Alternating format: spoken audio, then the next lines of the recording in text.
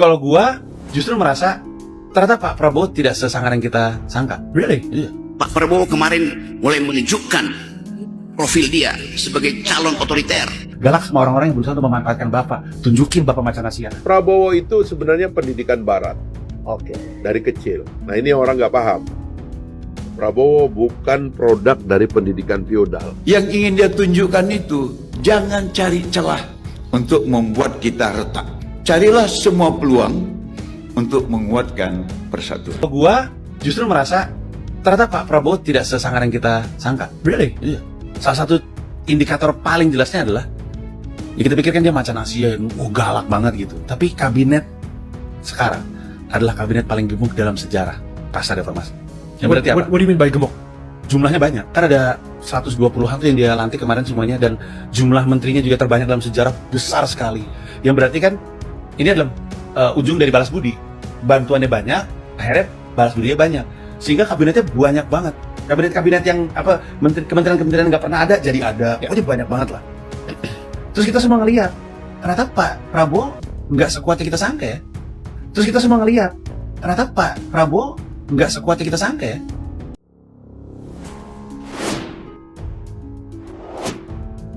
Assalamualaikum warahmatullahi wabarakatuh. Serangan kepada Prabowo kini semakin nyata. Salah satunya adalah Pandji Pragiwaksono dan Rocky Gerung.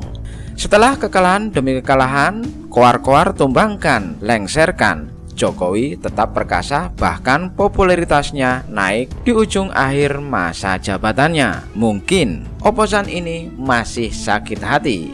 Jagoannya si Anies Baswedan tumbang dan kini kebenciannya diarahkan ke Prabowo. Video ini pantas disaksikan agar Anda semakin melek berpolitik. Dan jangan lupa kirim opini terbaik Anda dalam kolom komentar. Kalau misalkan Pak Prabowo itu emang galak dan Prabowo itu emang kuat, orang minta balas budi, apaan? Nggak ada, nggak boleh. Gue mau lakukan ini untuk Indonesia. Tapi bahwa kabinetnya itu besar sekali, menandakan bahwa ternyata dia nggak sekuat yang kita sangka. Buktiin sebaliknya. Gimana caranya seorang presiden Republik Indonesia, walaupun belum menjabat ya, terpilih, bisa ngomong di depan pidato, di depan orang bahwa gue nggak akan ikut-ikutan dalam pilkada. Tiba-tiba beberapa hari kemudian kebalik dan langsung kasih dukungan dalam video, dalam bentuk surat. Ternyata lemah Pak Prabowo. Ternyata lemah. Jadi jangan takut sama Pak Prabowo. Kalau Pak Prabowo galak sama gue bisa Pak Prabowo jangan galak sama saya. Galak sama orang-orang yang berusaha untuk memanfaatkan Bapak. Tunjukin Bapak macan Asia. Bukan ke orang kecil seperti saya, tapi sama elit politis. Some people are concerned. Your critics are concerned. You may clamp down on democracy. What do you say to them? Who is concerned? There's some critics who say you may clamp down on democracy. Who is concerned? So you're saying there is no concern about that? Why don't you ask the Indonesian people? I go to elections already 4 times. I go to my people. I ask their consent. 3 times they did not give their consent. This time they give the consent. Where is the concern about democracy? Have their own culture, history. Every leader of every country must serve their own people in their own way. So I said I go to my people. They rejected me 3 times. They accepted me this time. So I will work very hard so that I don't disappoint my people. Right? What do we live for? We live for the legacy we want to leave behind is a good reputation, a good name in the history of our country. Prabowo mulai menunjukkan profilnya sebagai calon otoriter. Yang tidak mau diajak kerjasama, tidak apa-apa. Kalau ada yang mau nonton di pinggir jalan, silahkan jadi penonton yang baik. Tapi kalau sudah tidak mau diajak kerjasama, ya jangan mengganggu. Orang lagi mau kerja kok. Kita mau kerja. Kita mau mengamankan kekayaan bangsa Indonesia. Pak Prabowo kemarin mulai menunjukkan profil dia sebagai calon otoritarian. Karena dia anggap bahwa siapa yang tidak mau ikut dengan kami Itu artinya kira-kira diam aja, jangan cerewet, jangan musuhi kami. Loh, demokrasi itu adalah keributan, kecerewetan. Jadi kita mulai bicara mendeteksi gejala awal new kind of authoritarianism di 5 tahun ke depan. Saya kira itu poinnya sebagai tesis, dan kita ingin ada antitesis di sini supaya terjadi diskurs, terjadi dialektis. Terima kasih. Nah bang, kan ini ada orang takut ya. Abang kan kenal Pak Prabowo, saya juga pernah lah ya. Ya. Orang takut banget, ini bakal jadi otoriter gitu. Nah ini kita jawab nih bang, gimana bang? Mungkin Prabowo nggak? Abang kenal lah. Prabowo itu sebenarnya pendidikan barat Oke. dari kecil. Nah ini orang nggak paham. Prabowo bukan produk dari pendidikan feodal. Dan feodalisme itulah sebenarnya bahayanya. Otoritarianisme itu lahir dari mental feodal. Kalau Prabowo, dia lahir dalam tradisi pendidikan barat yang modern dan sangat liberal demokrasi. Dia SD-nya di Inggris, di London, kemudian di Swiss, kemudian di Hong Kong, habis itu baru dia ke Malaysia, ya kan? Begitu dia masuk ke Indonesia, dia lulus di universitas di Amerika Serikat. Tapi Pak Mitro yang baru kehilangan 2 saudaranya, ya Sugianto dan Sugiono, meminta Pak Prabowo untuk menjadi TNI di ABRI waktu itu. Masuklah akabri beliau di Magelang. Jadi militer, gitu loh. Jadi latar belakang pendidikan modern masuk jadi militer. Orang nggak lihat yang ininya, padahal ini yang penting nih. Di militer, dia militer profesional. Makanya begitu dia masuk militer, dimanapun dia di pos, dia ada modernisasi. Iya.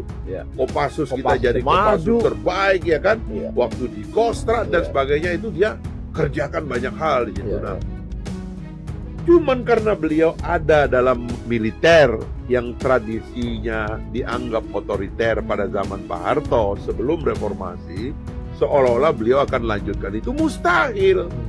Prabowo itu mentalitasnya itu mentalitas negara barat demokrasi yang liberal bahkan. Makanya dia bikin partai ya. Dia bikin partai, dia berjuang melalui partai politik.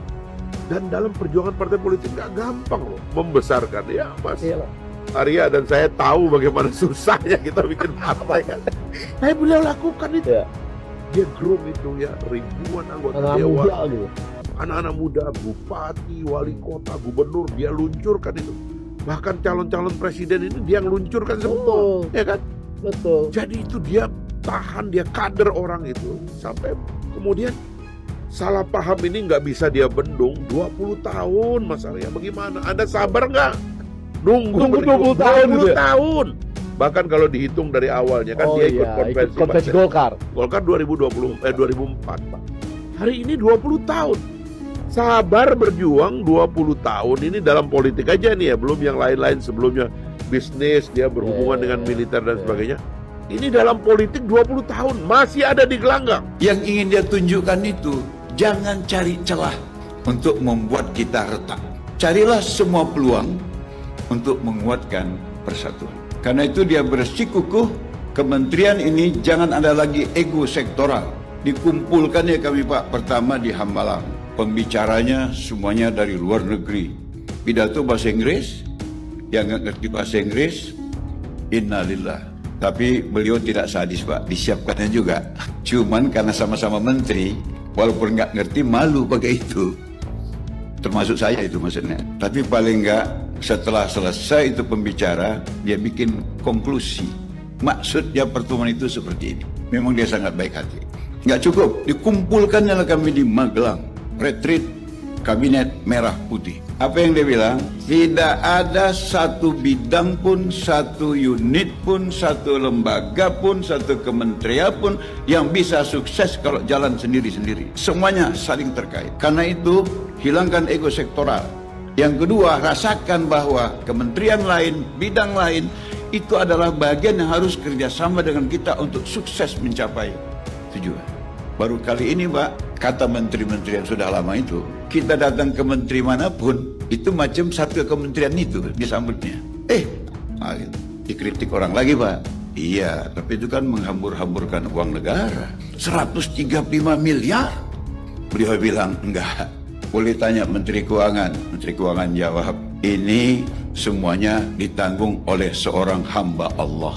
wakil menterinya nggak tahan, namanya Prabowo Subianto. Dari kantongnya sendiri. Ya tapi ini militerisme. Inilah kalau TNI berkuasa. Gitu-gitu. Dia bilang, dia tanya ini sama, adakah suasana militerisme? Saya ini kan militernya berakhir tahun 98. Sekarang saya sipil, baju yang kita pakai ini bukan baju tentara, ini baju Komcat. Jadi tidak ada militerisme. Tapi military way, yes. Karena kita sekarang kehilangan disiplin, kita kehilangan tanggung jawab, kita kehilangan rasa persatuan. Kita ini mau sukses sendiri-sendiri.